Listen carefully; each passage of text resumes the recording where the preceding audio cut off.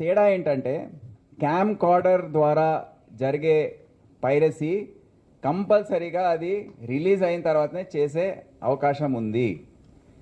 కానీ ఈ HD server నుండి హ్యాక్ చేసి పైరసీ చేసే మూవీ అది మూవీ రిలీజ్ కాకముందే లీక్ అయ్యే అవకాశం ఉంది.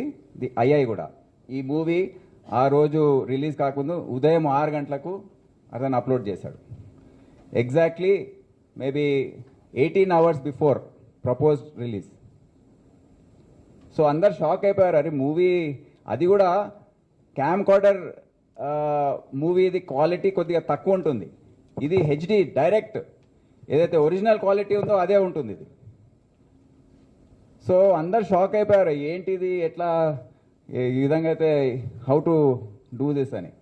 So he is doing like this. ఇది ఎవరికి అసలు అంతు చిక్కలేదు. అప్పుడు ఏ విధంగా జరిగింది, how is it going out, అందరి మీద అనుమానం అనమాట. ఏవైతే ఆ కంపెనీస్ ఉన్నాయో వారు ఎంప్లాయీస్ మీద అనుమానం వ్యక్తం చేస్తున్నారు. ఎవరో లీక్ చేస్తున్నారు, మా ఎంప్లాయీ లీక్ చేస్తున్నాడు, లేకపోతే ఆ కంపెనీలో ఉన్న వ్యక్తులు ఎవరన్నా ఇంటి దొంగ పైన అనుమానం. ఇంటి దొంగ కాదు ఇది, పట్నాలో కూర్చున్నాడు. అక్కడ నుండి కూర్చొని అతను ఎంటర్ అయిపోయి అతను మొత్తం మూవీ లాగేస్తున్నాడు.